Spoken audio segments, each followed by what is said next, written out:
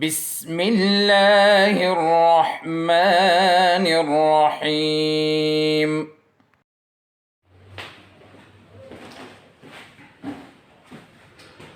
بسم اللہ الرحمن الرحیم نحمده ونصلی علی رسولہ الکریم اما بعد۔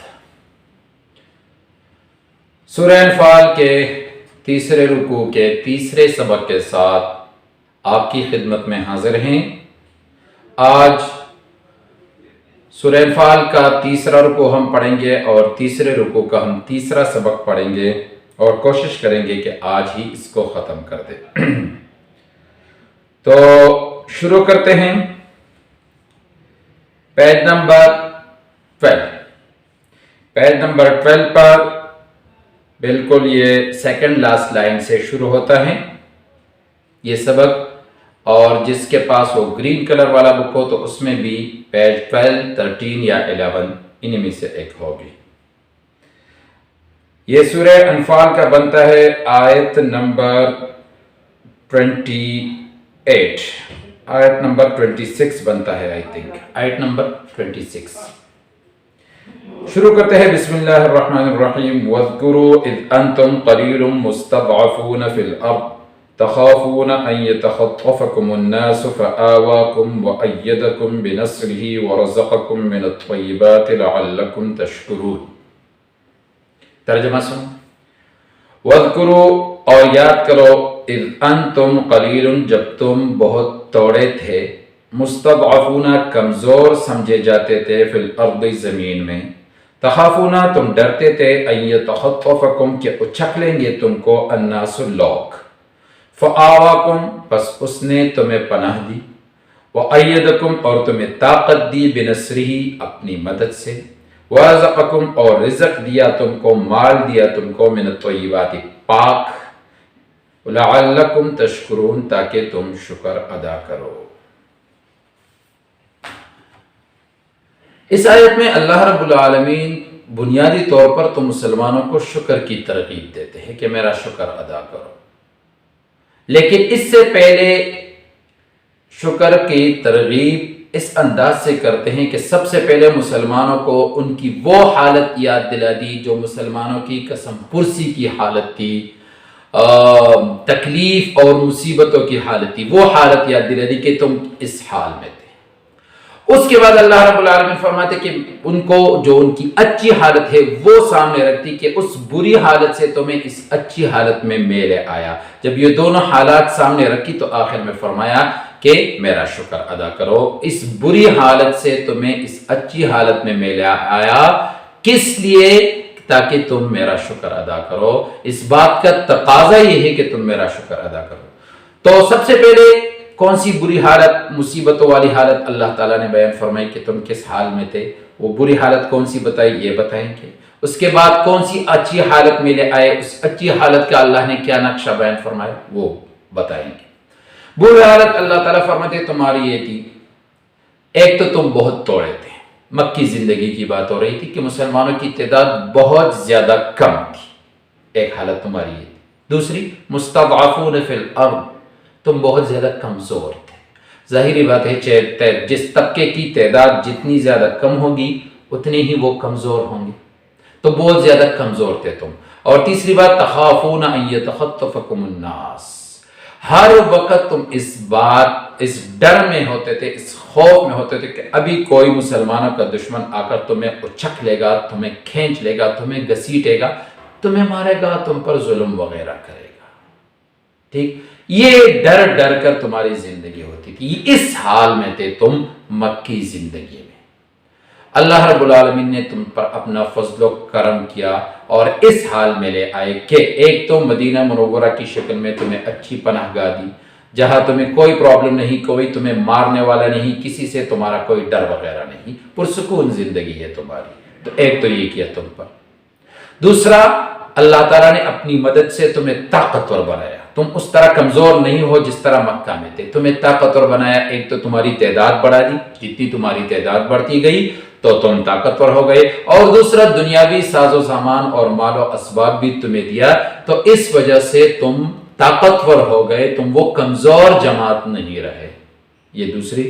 اور تیسری حالت کہ صرف تمہیں طاقتور نہیں بنایا بلکہ تمہیں پاکیزہ مال بھی دیا، تمہیں پاک چیزیں رزق کے طور پر دی۔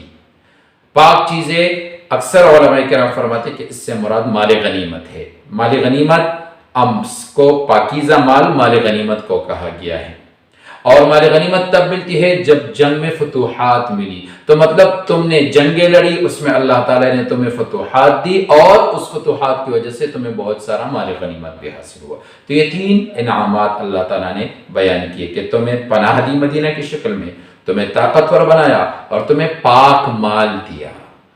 تو اس مصیبتوں والی حالت سے اس حالت میں لے آنے کا پھر تقاضا ہے کہ تم اللہ رب العالمین کا شکر ادا کرو، جس ذات نے تم پر یہ انعام کیا اسی ذات کا شکر ادا کرو۔ تو یہ اس آیت کا مطلب ہے۔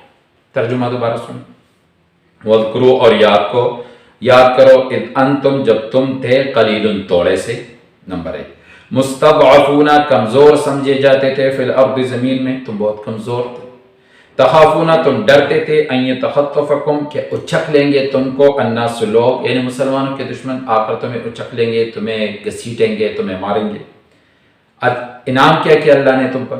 فآواکم اس نے تمہیں پناہ دی مدینہ کی شکل میں، وأیدکم اور تمہیں طاقتور بنایا، بنصرہ اپنی مدد سے، ورزقکم اور رزق دیا تم کو، من الطیبات پاک چیزوں میں سے، لعلکم تاکہ تم تشکرون شکر ادا کرو۔ اگلی آیت، یا ایھا الذین آمنوا لا تخونوا اللہ والرسول وتخونوا اماناتکم وانتم تعلمون۔ ترجمہ، یا ایھا الذین آمنوا اے ایمان والو، لا تخونوا اللہ خیانت نہ کرو اللہ کے ساتھ، والرسول اور رسول کے ساتھ، وتخونوا اماناتکم اور خیانت نہ کرو آپس کی امانتوں میں، وانتم تعلمون اور تم خوب جانتے ہو۔ یہ تو لفظی ترجمہ ہو، مطلب اللہ تعالیٰ فرماتے کہ اللہ اور اس کے رسول سے بھی خیانت نہ کرو، آپس کی امانتوں میں بھی خیانت نہ کرو، تم خوب جانتے ہو کہ خیانت کرنا کتنا بری بات اور کتنا بڑا گناہ ہے۔ تو اللہ اور اس کے رسول سے خیانت نہ کرو اور آپس کی امانتوں میں بھی خیانت نہ کرو۔ اب آپس کی امانتوں میں کس طرح خیانت کی جاتی ہے یہ تو سمجھ میں آتا ہے کہ کوئی آپ کے ساتھ اپنی کوئی چیز رکھے اور آپ اس میں خیانت کرے، تو یہ آپس کی امانتوں میں خیانت ہے۔ اللہ کے ساتھ خیانت کا کیا مطلب ہے؟ رسول کے ساتھ خیانت کا کیا مطلب ہے؟ اس بارے میں مختلف اقوال، چند آسان اقوال ہم بیان کرتے ہیں۔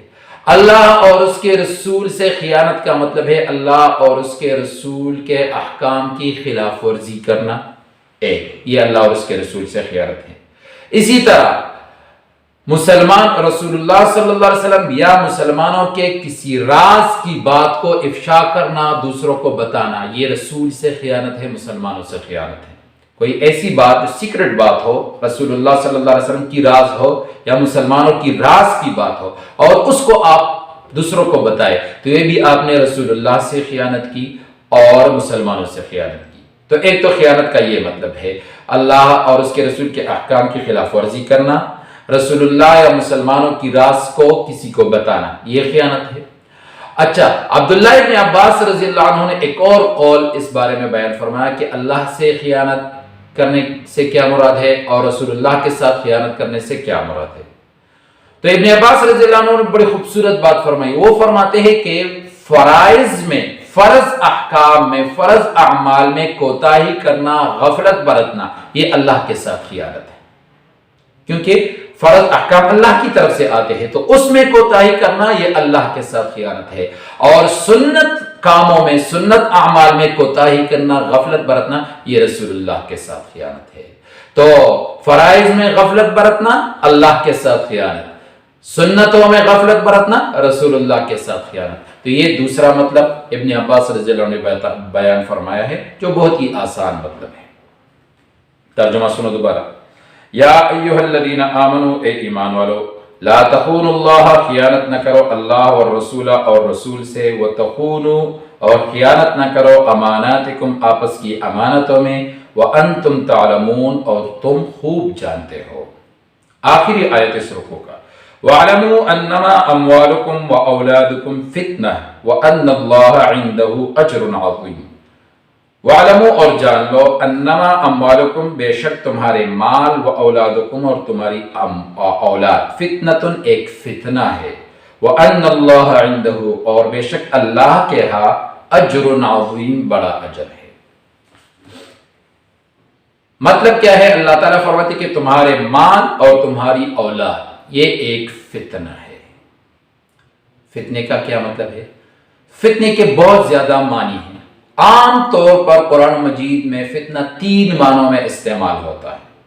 قرآن مجید میں عام طور پر فتنہ 3 معنوں میں استعمال ہوتا ہے: آزمائش، عذاب، عذاب کا سبب۔ 3 معنی ہوئے۔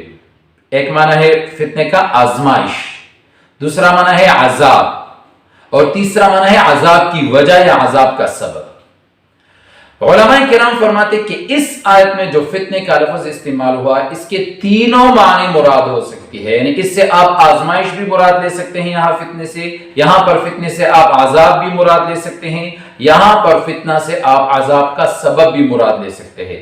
اگر پہلا معنی مراد لیا فتنے کا تو عبارت کا آیت کا مطلب یہ ہوگا ترجمہ کہ وَعْلَمُوا أَنَّمَا أَمْوَالُكُمْ وَأَوْلَادُكُمْ فِتْنَةٌ، اور جان لو کہ بے شک تمہارے مال اور اولاد ایک آزمائش ہے، یہ معنی ہوگا۔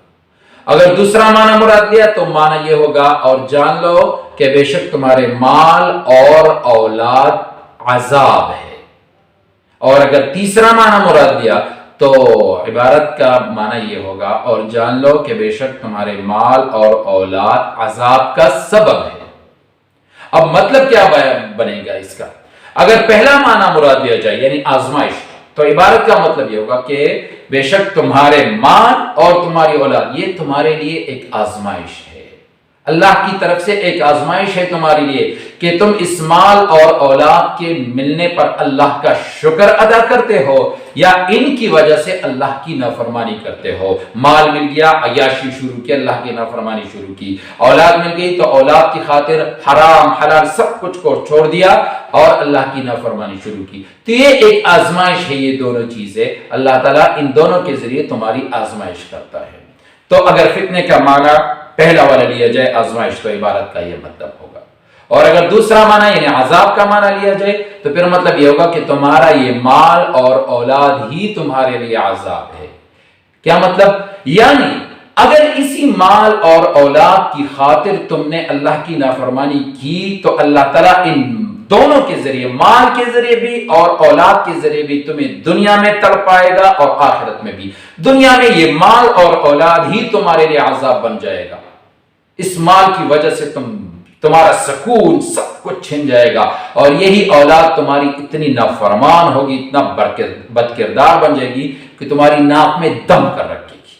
تو یہ تمہارے لیے دنیا میں عذاب ہوا، اور آخرت میں عذاب مختلف روایات میں آتا ہے، جیسے کہ ایک روایت میں ہے کہ اسی مال کو جہنم کی آگ میں تپایا جائے گا، اور پھر اسی مال کے ذریعے اس بندے کے جس کا یہ مال ہے اس کے جسم کو داغا جائے گا، تو اب یہ مال ہی عذاب بن گیا۔ یا اسی مال سے فرماتے ہیں کہ اور روایت میں کہ ایک سانپ بنایا جائے گا بہت بڑا، اور اس کو اس کے بندے کی گلے میں لٹکایا جائے گا، اور وہ مسلسل اس کے چہرے کو ڈستا رہے گا، تو اب یہ مال عذاب بن گیا خود۔ تو دوسرا معنی اگر لیا جائے تو مطلب یہ ہوگا کہ اگر اس مال اور اولاد کے لیے تم اللہ کی نافرمانی کرو گے تو اللہ تعالیٰ تمہارے لیے ان دونوں کو عذاب بنائے گا، ان دونوں کے ذریعے تمہیں دنیا میں بھی تڑپائے گا، آخرت میں بھی۔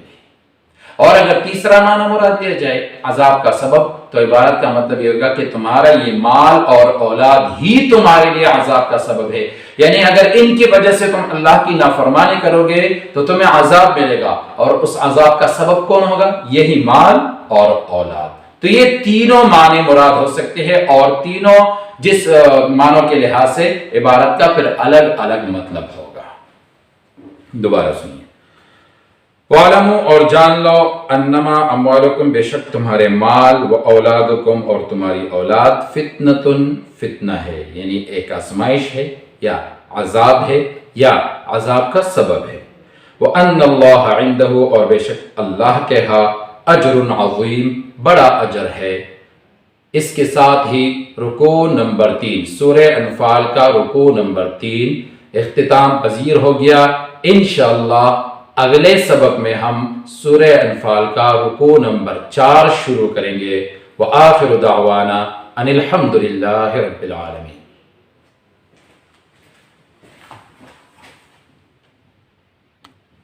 اللهم انفعنا بما علمتنا وعلمنا ما ينفعنا وزدنا علما